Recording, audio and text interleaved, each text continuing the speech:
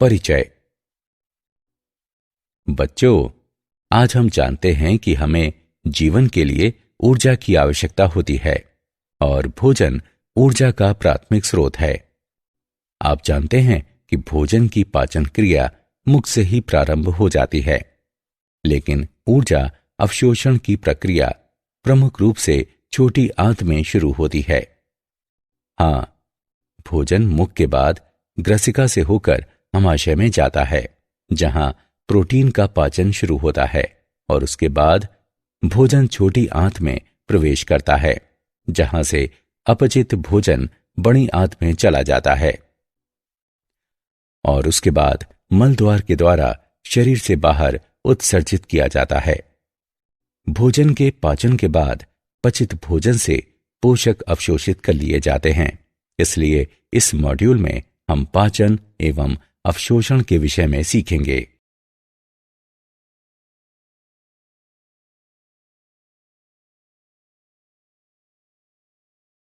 उद्देश्य। इस पाठ के अंत में आप निम्न करने में सक्षम हो जाएंगे: पाचन तंत्र का वर्णन करना, भोजन के पाचन का वर्णन करना, पचित भोजन के अवशोषण की व्याख्या करना, पाचन तंत्र के विकारों का वर्णन करना।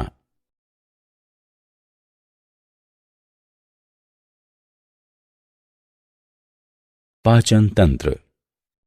मनुष्य के पाचन तंत्र में आहार नली एवं पाचक ग्रंथियां होती हैं। आहार नली विभिन्न व्यास वाली एक नलिका यानी ट्यूब होती है। इसकी लंबाई 8 से 10 मीटर होती है। हमारे आहार नली का पहला अंग मुंह होता है। ये अनुप्रस्थ काट के जैसा होता है। ये 2 कोमल ओष्ठों, ऊपरी और निचला, इन दोनों से बंद होता है।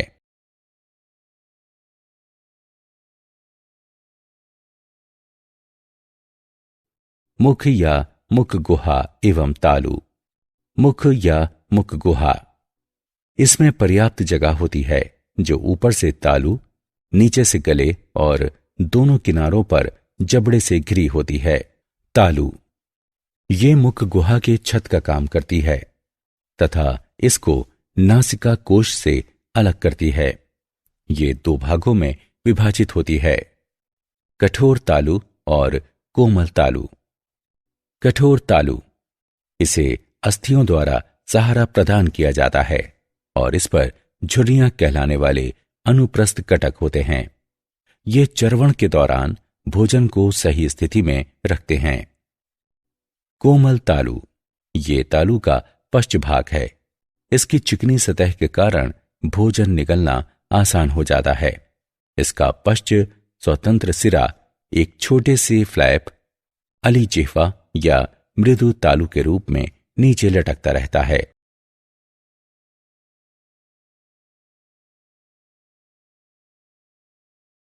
जिह्वा, ये लंबी स्वतंत्र रूप से घूमने योग्य संरचना है जो मुख गुहा के तल पर स्थित होती है। जिह्वा के कार्य, ये अंतर्ग्रहण में सहायता करती है। ये भोजन का स्वाद प्रदान करती है। भोजन चबाने के लिए ये इसमें लार मिश्रित करके इसे मुलायम और चिकनी बनाती है। निगलने के लिए ये भोजन को बोलस, ग्रास कहलाने वाले गोलाकार पिंड में बदल देती है।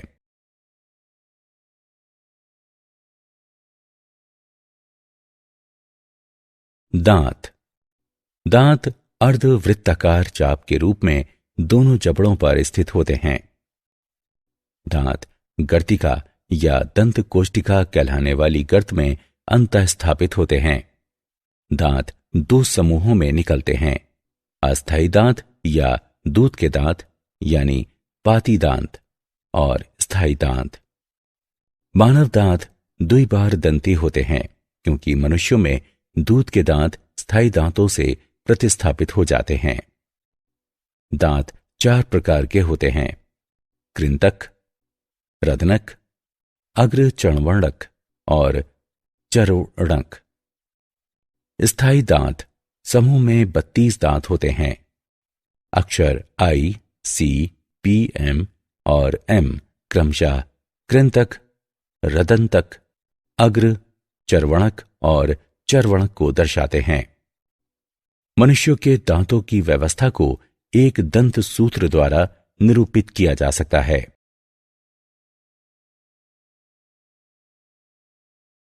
ग्रसनी। ग्रसनी एक छोटे आकार वाला शंक्वाकार भाग है जहां भोजन और वायु मार्ग एक दूसरे को काटते हैं। इसमें निम्न छिद्र होते हैं: दो नासा छिद्र या आंतरिक रंध्र, दो यूरेस्टिकी नलिकाओं के छिद्र, ग्रासिका ग्रास नली का छिद्र, श्वासदार कंठ या श्वास नली का छिद्र और ग्रसनी में मुख गुहा का छिद्र।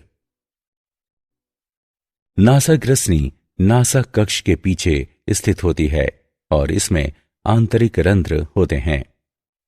मुख ग्रसनी मुख गुहा के पीछे स्थित होती है और ये भोजन ग्रास का मार्ग है।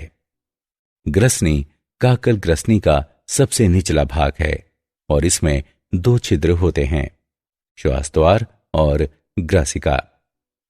श्वासद्वार श्वास नली में स्थित होता है और भोजन ग्रास निकलने के दौरान एक पत्ती जैसी उपास्थीमय संरचना घांटी ढक्कन द्वारा बंद हो जाता है। जब भोजन निगल लिया जाता है तब श्वास नली के छिद्र अलिजीवा द्वारा बंद हो जाते हैं।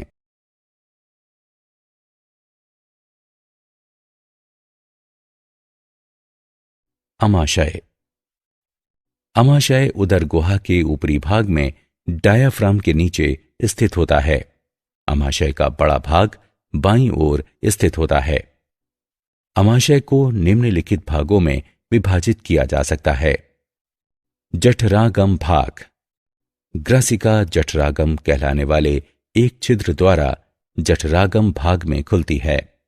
ये जठरागम रोधनी नामक एक कपाट द्वारा घिरा होता है। ये जठरागम कपाट के ऊपर उभरा हुआ होता है और फंडस कहलाता है। काप्रस या काय, ये अमाशय का मध्य भाग है। जठर निर्गमी भाग, ये अमाशय का निचला भाग है जो छोटी आंत में खुलता है।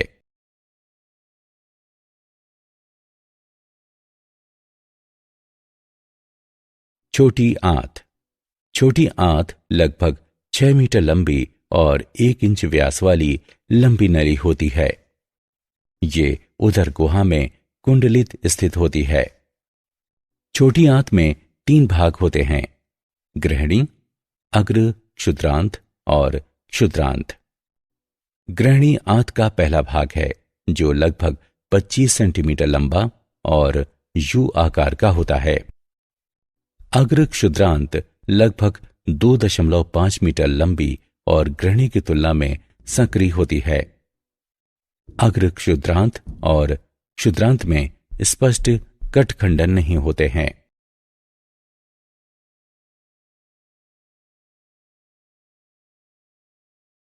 बड़ी आंत।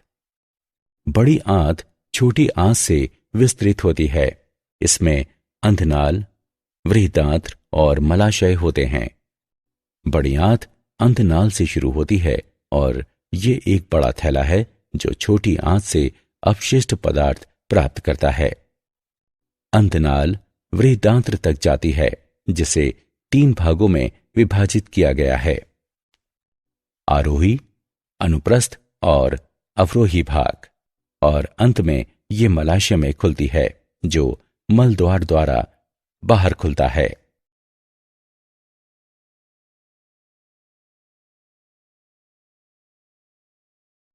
आहार नाल की दीवार में स्तर। आहार नाल की दीवार में 4 स्तर होते हैं: सिरोसा, मस्कुलरिस, सबम्यूकोसा और म्यूकोसा। सिरोसा सबसे बाहरी परत है जो कुछ संयोजी ऊतकों से बनी होती है। पाचन तंत्र में मस्कुलरिस आंतरिक वर्तुल और बाह्य अनुदैर्ध्य चिकनी पेशियों की बनी होती है। आंतरिक वर्तुल परत तंग सप्रेल में व्यवस्थित होती है जबकि बाह्य अनुदैर्ध्य परत शिथिल सप्रेल में व्यवस्थित होती है। सब म्यूकोसा परत अनियमित सघन संयोजी ऊतक की बनी होती है। इसमें रुधिर, लसिका वाहिनियां और तंत्रिका जालक होते हैं। म्यूकोसा आहारनाल की दीवार की सबसे भीतरी परत है, जो 4 सुस्पष्ट ऊतक परतों की बनी होती है। म्यूकस उपकला लेमिना प्रोप्रिया, श्लेष्मिका, म्यूकोसी परत और म्यूकोसी परत जिसमें विविध म्यूकस स्रावित करने वाली ग्रंथियां होती हैं। म्यूकोसी परत का विशेष रूप से महत्व है क्योंकि ये नम आंतरिक सतह की देखभाल करती है, जो आहारनाल की सबसे भीतरी परत को चिकना बनाती है। भोजन ग्रास के आगे बढ़ने की गति को सुगम बनाती है और मोटे खाद्य पदार्थों से म्यूकोसी घर्षण की रोकथाम करती है।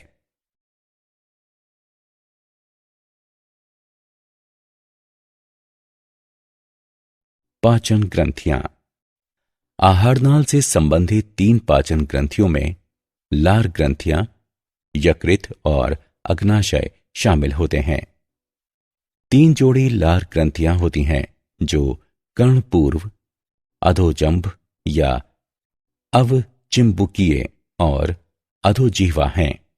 ये लार स्रावित करती हैं जो वाहिनियों से होकर मुख में पहुंचती हैं। लार में एमाइलेज एंजाइम होता है जो स्टार्च के जल अपघटन को उत्प्रेरित करता है। यकृत शरीर की सबसे बड़ी ग्रंथि है। ये उदर के ऊपरी भाग में ठीक डायाफ्राम के नीचे स्थित होता है। यकृत पालिका यकृत की संरचनात्मक इकाई है और इसमें यकृत कोशिकाएं होती हैं। प्रत्येक पालिका को आच्छादित करने वाला पतला संयोजी ऊतक ग्लिनसस पालिका कहलाता है। पित्तरस यकृत की कोशिकाओं द्वारा स्रावित किया जाता है और पित्ताशय में जमा होता है। पित्तरस पीला, हरा, प्रकृति में क्षारीय होता है। पित्त वसा का इमल्सीकरण करता है जिससे उसे छोटे कणों में तोड़ने में मदद मिलती है। पित्ताशय की नलिका और यकृत नलिका मिलकर मूल पित्त वाहिनी बनाती हैं। अग्नाशय शरीर का दूसरा सबसे बड़ा भाग है। ये अग्नाशयी रस स्रावित करता है जिसमें पाचन एंजाइम होते हैं। इनमें प्रोटीन के विखंडन के लिए ट्रिप्सिन और काइमोट्रिप्सिन तथा पॉलीसैकेराइड इत्यादि के विखंडन के लिए एमाइलेज शामिल हैं।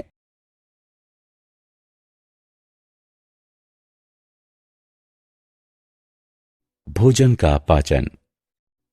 पाचन पथ की शुरुआत में दांत भोजन को चबाते और मिलाते हैं। इससे भोजन को छोटे छोटे टुकड़ों में तोड़ने की प्रक्रिया आरंभ होती है। लार ग्रंथियां लार स्रावित करती हैं जिसमें श्लेष्मा होती है और ये भोजन के स्नेहन तथा इसे बोलस में बदलने में सहायता करती हैं। इसमें विद्युत अपघट्य और लार एमाइलेज एवं लाइसोजाइम एंजाइम होते हैं। लार की संक्रिया के कारण कार्बोहाइड्रेट आंशिक रूप से पच जाता है। लगभग 30% स्टार्च लार एमाइलेज द्वारा जल अपघटित हो जाता है, जबकि लाइसोजाइम जीवाणुओं के संक्रमण को रोकता है। अब आमाशय में क्रमाकुंचन नामक पेशी संकुचन द्वारा भोजन के बोलस नीचे ग्राजिका में आगे बढ़ाता है।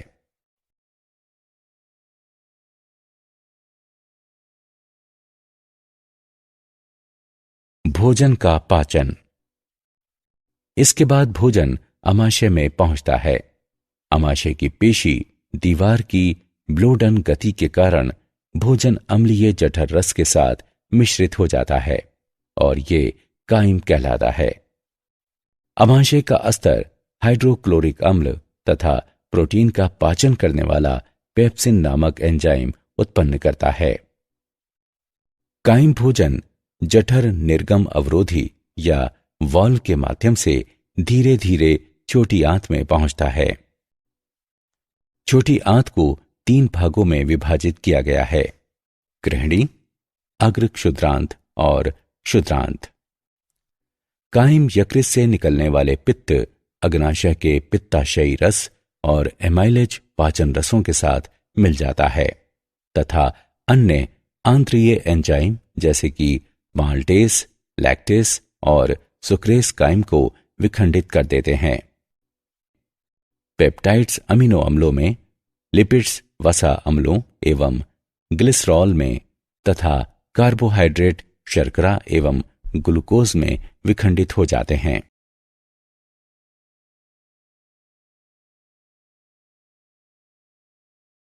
भोजन का पाचन। अपचित तथा अनावशोषित भोजन बड़ी आंत में चला जाता है। बड़ी आंत का कार्य अपचनीय भोज्य पदार्थ से जल अवशोषित करना है तथा ये श्लेष्मा भी स्रावित करती है, जो बहिक्षेपण के लिए अपशिष्ट भोजन कणों को स्नेहन प्रदान करती है। अनावशोषित और अपचित पदार्थ मल पदार्थ कहलाते हैं।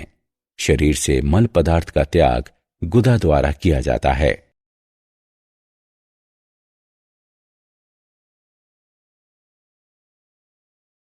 पाचित उत्पादों का अवशोषण। अंतिम उत्पादों का जठरांत से रुधिर या लसिका तक का परिवहन अवशोषण है। पॉलीसेकेराइड्स के विखंडन द्वारा उत्पन्न मोनोसेकेराइड्स जैसे कि ग्लूकोज, गैलेक्टोज तथा फ्रक्टोज का परिवहन विसरण या सक्रिय परिवहन को सुगम करके आंत की उपकला तक किया जाता है। सरल विसरण प्रक्रिया द्वारा शर्करा रक्त प्रवाह में पहुंचती है। जल का परिवहन परासरण प्रवणता द्वारा किया जाता है। पेप्टाइड खंड जो प्रोटीन के विखंडन के कारण बनते हैं, मुक्त अमीनो अम्लों के लिए पचाए जाते हैं। मुक्त अमीनो अम्ल द्वितीयक सक्रिय परिवहन द्वारा उपकला में प्रवेश करते हैं और सरल विसरण द्वारा ये छोड़ दिए जाते हैं। वसा अम्ल और ग्लिसरॉल का परिवहन मिसेल नामक सूक्ष्म बूंदों के रूप में होता है। मिसेल आंतरिक म्यूकोसा में चले जाते हैं। ये पुनः काइलोमाइक्रोन नामक सूक्ष्म प्रोटीन में संरचित होकर अंकुरों की लसिका वाहिनियों में चले जाते हैं। उसके बाद अवशोषित पदार्थ रुधिर प्रवाह में मुक्त कर दिए जाते हैं। सभी अवशोषित पदार्थ ऊतक और अंगों में समाविष्ट हो जाते हैं और ये प्रक्रिया स्वांगीकरण कहलाती है।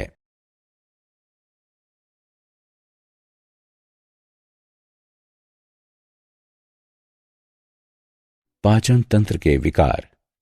पाचन तंत्र के सामान्य विकार हैं पीलिया। रुधिर प्लाज्मा में पित्त वर्णकों के संचय के कारण त्वचा और नेत्र पीले रंग के दिखाई देते हैं। पित्त वर्णक लाल रुधिर कोशिकाओं के विखंडन के कारण यकृत द्वारा उत्पन्न किए जाते हैं। वमन आमाशय में संग्रहित पदार्थों का मुख से बाहर निकलने की क्रिया है। प्रवाहिका मल त्याग की अपसामान्य बारंबारता और मल का पतला हो जाना। कोष्ठबंधता यानी कब्ज, मल का कठिनाई से निष्क्रमण। अपच पाचन की सामान्य प्रक्रिया में बाधा के कारण पेट भरा भरा महसूस होता है। अपच का कारण एंजाइम स्राव में कमी, व्यग्रता, अधिक भोजन करना एवं मसालेदार भोजन है।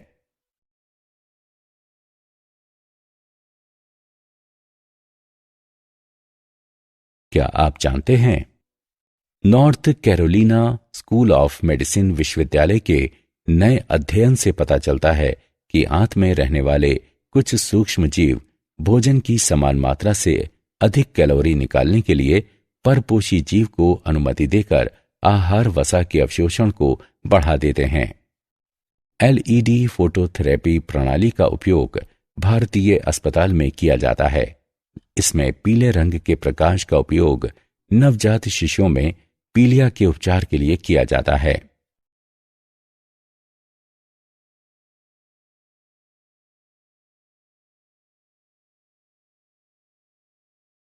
सारांश। आइए हमने जो कुछ सीखा है उसे संक्षेप में दोहराएं। मानव पाचन तंत्र आहार नाल और पाचन ग्रंथियों का बना होता है। मुख गुहा में पर्याप्त जगह होती है जो ऊपर से तालू, नीचे से गले और दोनों किनारों पर जबड़ों से घिरी होती है। दांतों के स्थायी समूह में 32 दांत होते हैं। ग्रसनी एक छोटे आकार वाला शंक्वाकार भाग है जहां भोजन और वायु मार्ग एक दूसरे को काटते हैं। अमाशय को जठरागम भाग, काप्रस या काय और जठर निर्गमी भाग में विभाजित किया जा सकता है। छोटी आंत में ग्रहणी, अग्र क्षुद्रांत और क्षुद्रांत होते हैं।